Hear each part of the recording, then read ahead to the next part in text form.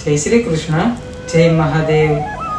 આપણા સનાતન ધર્મના અનેક એવા શ્લોકો છે, અનેક એવા મંત્રો છે કે જેની અંદર આપણને સંપૂર્ણપણે ભગવાનનો ભાસ કરાવે।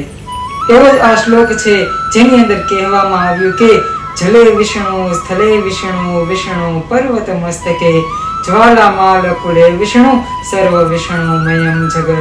આ શ્લોકમાં આપણે સમજી શકાય કે જળની અંદર ભગવાન વિષ્ણુનો વાસ છે, સ્થળની એટલે કે ભૂમિની અંદર ભગવાન વિષ્ણુનો વાસ છે। વિષ્ણુ પર્વત મસ્તકે, પર્વતના મસ્તક ઉપર પણ ભગવાન વિષ્ણુ વિરાજમાન છે। જ્વાલામાલ કુલે વિષ્ણુ એટલે કે અગ્નિના સમૂહની અંદર પણ ભગવાન નારાયણ વિષ્ણુ પરમાત્મા વિરાજમાન છે। સર્વ વિષ્ણુમયમ જગત, અને આખું આ જગત છે એ વિષ્ણુમય છે।